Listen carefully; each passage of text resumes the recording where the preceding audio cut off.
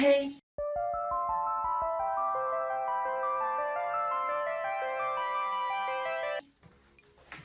Alors aujourd'hui, oula, c'était un gros lancer de queue de cheval ça. Aujourd'hui, on se retrouve pour parler de petites anecdotes que j'ai eues dans mon passé professionnel, jadis, lorsque je fus vendeuse dans une boutique de luxe rue Saint-Honoré sur Paris, lorsque je fus assistante dentaire. Donc oui, j'ai été assistante dentaire dans le passé, comme j'ai pu le dire dans ma vidéo sur le blanchiment dentaire, que vous pouvez aller regarder juste ici si vous voulez avoir des infos pour avoir des jolies dents bien blanches comme ceci. Voilà, je venais pour raconter ces petites anecdotes et pour vous remonter le moral si vous dites que vous avez un travail de merde et que vous êtes seul à vivre et subir tous les jours votre vie professionnelle. Vous n'êtes pas les seuls, ça a été mon cas et croyez-moi, c'était quand même assez dur. Donc, première anecdote. C'est lorsque j'étais vendeuse en prêt-à-porter, enfin pas du tout en prêt-à-porter, je dis des conneries. J'étais vendeuse dans une boutique de luxe à rue Saint-Honoré à Paris, donc je vais pas sortir le nom de la boutique parce que voilà.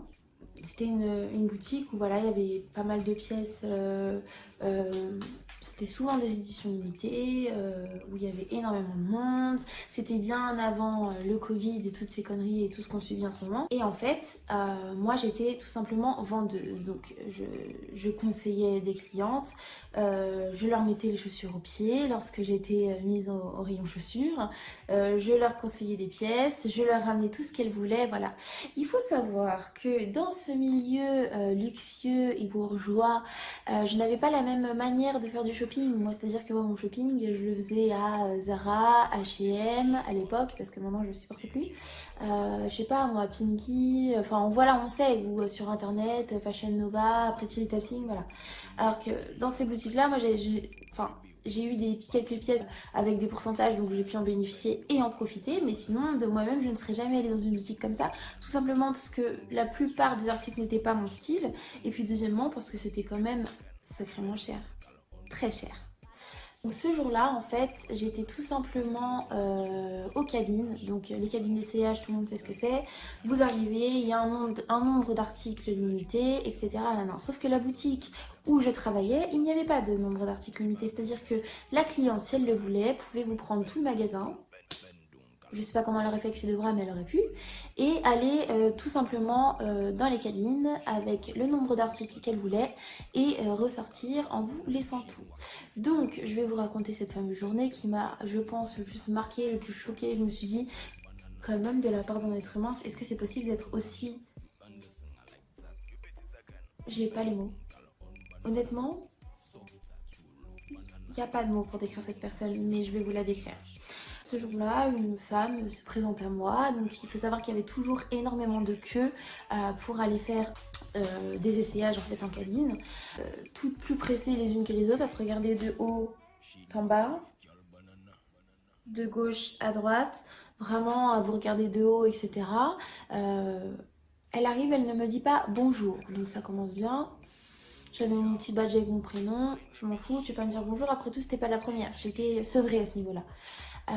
Donc je vois qu'elle a quand même une sacrée pile de vêtements et je les ai pas comptés mais je pense qu'on était sur une bonne vingtaine de pièces. Donc voilà, je lui présente une cabine. Donc il faut savoir que dans ces cabines, au sol, c'était de la moquette. Donc c'était un genre de tapis long poil qui était réparti en dessous de toutes les cabines, c'était un tapis commun en fait. Et en fait chaque cabine était séparée par un rideau et deux planches de bois. Enfin, vous avez compris ce que je veux dire. C'est compris, c'est compris. Je m'installe, toujours avec autant de mépris, elle ne me dit pas merci. Elle attend que je lui ferme le rideau, ce que j'exécute parce que, encore une fois, c'était mon travail. Putain, quand j'y repense, quelle patience. Arrive le moment où elle m'appelle, donc j'y vais, et puis elle ouvre le rideau et elle est complètement à poil. Quand je vous dis à poil, pas de culotte, pas de soutif, pas rien. Enfin, elle est nue comme ça devant moi, et puis elle me dit est-ce qu'il est possible que je puisse aller chercher tel article en telle taille? Et je la regarde, du coup moi gênée, c'était la première fois que je voyais quelqu'un complètement à poil dans une cabine d'essayage qui demandait à quelqu'un de venir l'aider, enfin à la vendeuse de venir l'aider. Donc je vois qu'elle est absolument pas pudique, absolument pas gênée par la situation. Moi je suis un peu gênée mais j'essaye de faire celle qui n'est pas gênée. Je prends juste note qu'il faut que je fasse attention de ne pas trop ouvrir le rideau pour lui parler.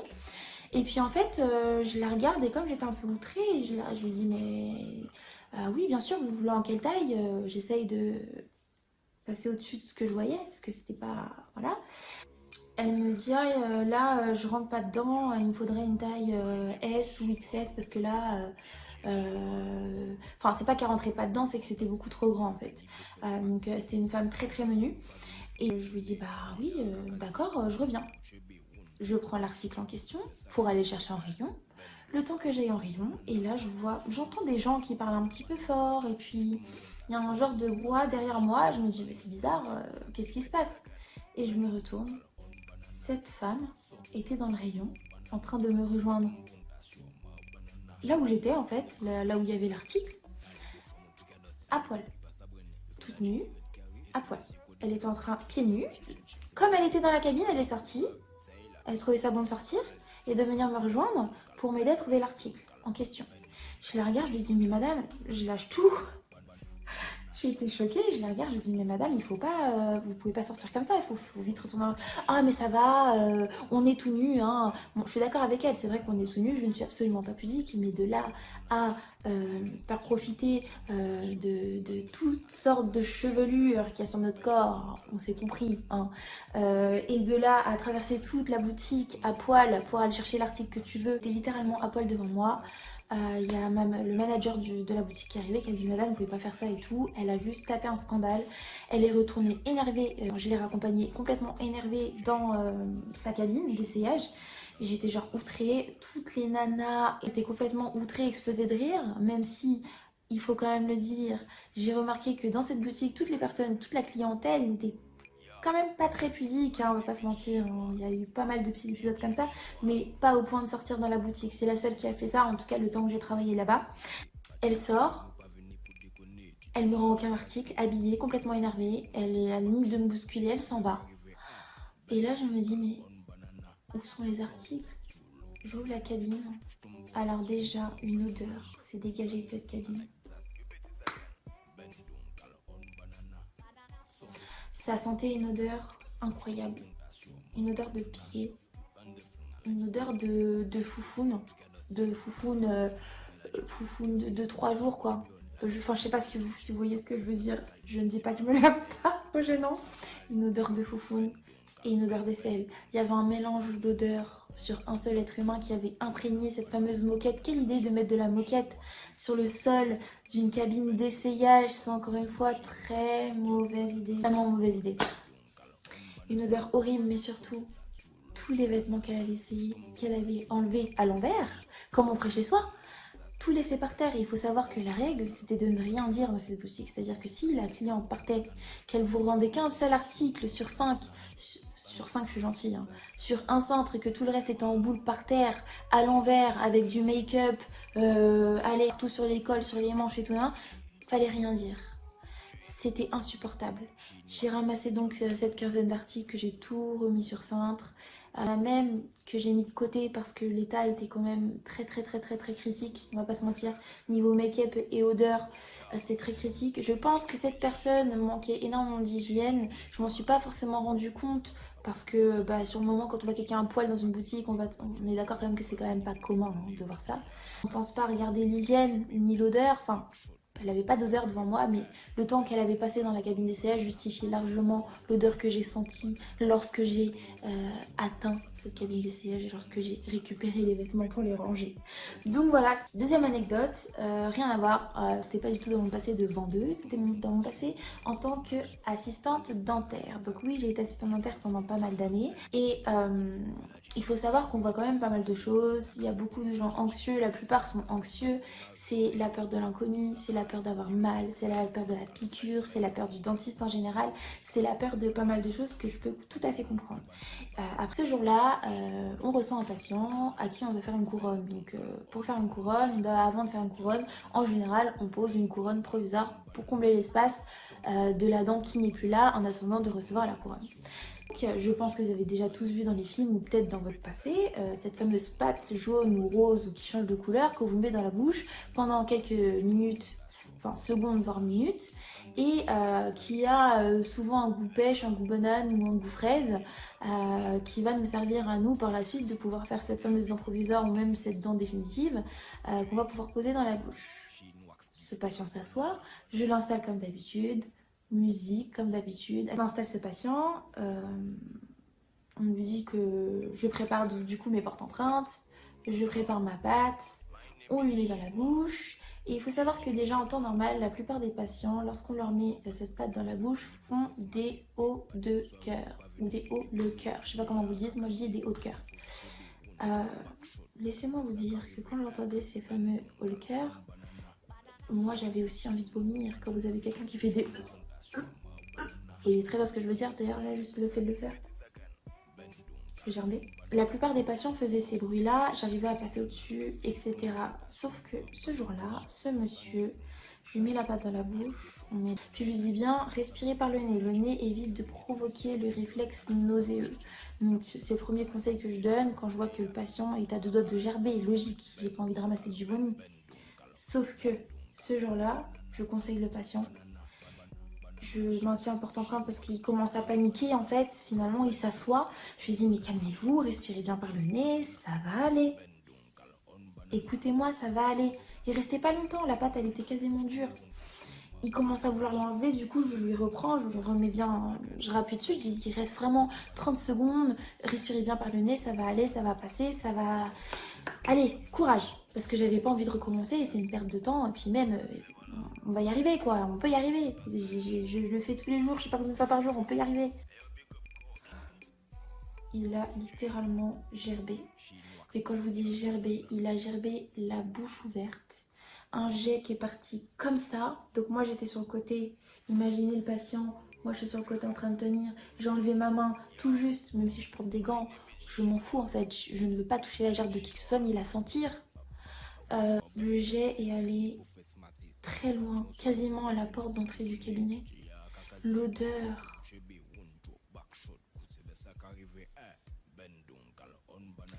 Le patient qui arrache vite le truc, donc déjà, on finit avec du vomi partout. Parce qu'il a continué en plus. Il a continué de vomir pendant 30 secondes. Enfin, voilà. Après, le pauvre, ce n'est pas de sa faute. Mais quand même, là, il faut penser à nous. Nous, personnels, soignants. Là, j'étais à deux doigts, vraiment, sincèrement, de gerber. Du coup, le dentiste avec lequel j'ai travaillé, il me regarde, il me dit, ça va aller. Je le regarde, je fais, là, je me sens vraiment très très mal. Il faut que je sorte. Il m'a dit, sortez, je vais nettoyer. C'était vraiment un petit cœur d'ange, celui-là. Et donc, la séance a terminé. Il faut savoir que dans ce cabinet, il n'y avait pas de fenêtre. Donc, il dit pas de fenêtre, l'odeur de vomi est restée toute la journée. Et cette séance avait eu lieu le matin. Mais tout ça pour dire que ce patient ce jour-là a littéralement gerbé sur le fauteuil dans le cabinet, quasiment sur moi. J'ai enlevé ma main vraiment tout juste, sinon c'était sur mes mains. Et croyez-moi que c'est très dur de voir déjà un vomi d'enfant quand c'est pas un enfant de ma famille, ça me dégoûte. Désolée mais c'est vrai. Alors là un vomi d'adulte, quand vous savez qu'il aurait juste pu se contrôler un petit peu, enfin il n'avait pas de pathologie, il n'était pas malade ou ce genre de choses. Bah j'avais un peu les boules toute la journée de me dire ça sent la gerbe quoi, il n'y a pas de fenêtre, on peut pas aérer à part remettre des sprays d'odeur pour couvrir une odeur qui est dégueulasse, tout simplement c'est horrible en fait. C'était vraiment horrible, ce jour-là c'était horrible. Troisième anecdote, c'était aussi lorsque j'étais assistante dentaire, donc il faut savoir que par moment on avait des moments off avec ma collègue et on se partageait la ligne téléphonique parce qu'on avait aussi le devoir de gérer tout ce qui était la prise de rendez-vous pour le dentiste pour lequel on travaillait. Donc ce jour-là, il y a une dame qui s'est présentée à l'accueil, donc j'étais avec la secrétaire avec qui je m'entendais très très bien. Et qui me regardait vraiment très mal et de haut et qui prenait des renseignements au niveau des dentistes, conseils que je lui ai donnés en disant bah, il y a tel et tel dentiste dans le cabinet, vous pouvez prendre, lui il est spécialisé dans ça et puis l'autre dans ça et puis l'autre dans ça. Donc voilà, je donne les conseils et puis même pas elle me dit merci, même pas s'il vous plaît, même pas bonjour. Moi j'avais fait mon travail et puis c'était bon, après tout j'arrive à passer au-dessus des cons, hein, faut bien se le dire, elle était conne, mais voilà, j'étais passée à autre chose. Et cette fameuse dame a rappelé dans l'après-midi, donc au secrétariat dentaire, et c'est moi qui étais en charge du téléphone à ce moment-là. Et du coup, je me dis, ouais, ben, je décroche, enfin, en vrai, je me dis rien, je fais mon taf, quoi. Et je décroche, je lui dis bonjour. Bonjour, j'aimerais prendre rendez-vous avec un dentiste dans le cabinet. Je dis oui, bien sûr, vous êtes déjà venu au cabinet. Elle me dit non, pas du tout, c'est la première fois. Je suis passée tout à l'heure pour prendre quelques renseignements sur les dentistes parce que je vois déjà le dermato dans votre cabinet. Donc c'est un grand cabinet médical avec pas mal de médecins. Mais là, j'aimerais voir un dentiste. J'ai pris quelques infos, voilà, mais... Je lui dis oui, très bien, bon bah c'est pressé, il y a une urgence ou c'est juste pour un petit contrôle. Elle me fait ah non, c'est pour un petit contrôle quoi, que je commence à avoir une petite douleur. Enfin bref, voilà, je fais pas le truc. Puis elle me dit mais attention, juste, je peux juste vous demander quelque chose. Je lui dis bah oui, enfin allez-y, je vous écoute. Elle me sort, cette connasse. Euh, Est-ce qu'il est possible que je prenne rendez-vous avec le dentiste qui n'a pas l'assistante noire? Ouais, vous avez bien entendu. Avec le dentiste qui n'a pas l'assistante noire. Donc je lui dis comment ça? Elle me dit bah vous savez, tout à l'heure j'ai été conseillée par débile qu'elle est, elle peut pas se dire à aucun moment elle s'est dit peut-être qu'elle fait aussi le téléphone. Non, on réfléchit pas. Elle dit vous savez tout à l'heure je suis venue dans votre cabinet et puis c'est elle qui s'est adressée à moi, je ne supporte pas ça, je ne peux pas, je refuse que ce soit une noire qui me soigne. Donc est-ce qu'il est possible de prendre rendez-vous avec le dentiste qui n'a pas l'assistante noire? Qui vous voulez mais lui non. Et je lui dis bah écoutez, enchantée, c'est encore moi, donc du coup je vois qui vous êtes. En tout cas, je vous remercie pour votre honnêteté, je me ferai un plaisir de ne pas vous soigner. Hein. Et puis d'ailleurs, je vais passer le message et puis je vous rappellerai si je vais vous donner rendez-vous. Forcément, elle a raccroché. Elle n'a même pas eu le courage d'affronter en fait son racisme. J'ai essayé de la rappeler parce qu'elle m'avait déjà donné son numéro. On était à la dernière étape de la prise de rendez-vous si vous voulez. Donc voilà, ce jour-là, j'ai été outrée. C'était pas la première fois que j'étais confrontée sur Paris, parce que c'était sur Paris, à ce style de comportement. Mais là, je me suis dit, il faut vraiment ne pas avoir de jugeote au point de se dire, je vais appeler et puis je vais demander, alors que je sais pas qui t'as au bout du fil. Déjà, il y a quand même peut-être, elle aurait pu tilter en disant déjà j'ai une femme, elle a peut-être la même voix que cette femme. Enfin voilà, j'ai une voix douce, ça se reconnaît. Elle a bien entendu que c'était pas la secrétaire, ce genre de choses. Non, pas de jugeote, on le sort comme ça et on assume son racisme. Pas complètement parce qu'on raccroche quand on se rend compte qu'on s'est fait choper, mais on assume son racisme. Connasse. Enfin, tout ça pour vous dire que si vous avez une journée compliquée au travail aujourd'hui, même par ces temps de Covid, en télétravail chez vous, vous avez l'impression de vous sentir observé, ou vous avez un patron qui est complètement con, ou je sais pas, vous êtes assistant dentaire, fuyez ce métier s'il vous plaît. D'ailleurs, je suis très contente de l'avoir quitté. Si vous dites que votre vie c'est de la merde, s'il vous plaît, ressaisissez-vous. Vous avez toutes les cartes en main si vous voulez faire mieux et si vous voulez avoir une meilleure vie. Il faut vous ressaisir. Là, je vous ai sorti quelques anecdotes que je trouve maintenant drôles avec le recul, mais sur le moment, ramasser de la gerbe ou me faire traiter, à la limite de me faire traiter de singe, ou à la limite de voir qu'on dérange par rapport à sa couleur de peau. Parce que d'ailleurs, le jour où j'ai eu cet appel de cette charmante dame, j'ai été choquée sur le coup que quelqu'un puisse parler comme ça en fait finalement. Mais en vrai, même avec le recul ou même sur le moment, bah, j'étais déjà barricadée en fait. Vous vous barricadez face à des gens comme ça, il faut pas que ça vous atteigne, il faut que vous passiez autre chose. Et si vous ne vous plaisez pas dans votre milieu professionnel, et moi ça a été mon cas, j'étais épuisée psychologiquement parce que c'était un métier qui pour moi n'était pas du tout valorisant. Et si vous voulez d'autres anecdotes, en tout cas sur le dentaire, parce que c'est là que j'ai eu une plus grande carrière, entre guillemets on va dire, parce que je suis encore jeune, mais bon voilà.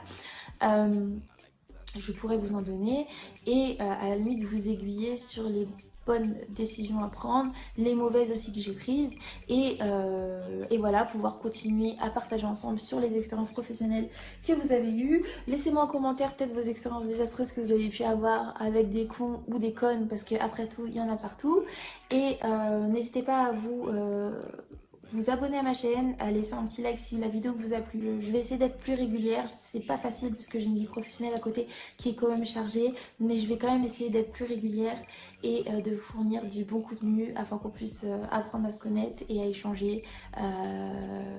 durant ces prochains mois. N'hésitez pas aussi à aller vous abonner à mon Instagram, je suis assez active sur Instagram, donc n'hésitez pas à y aller, à liker et à partager si la vidéo vous a plu. On se retrouve très bientôt pour une autre vidéo et je vous dis ciao ciao. Mouah.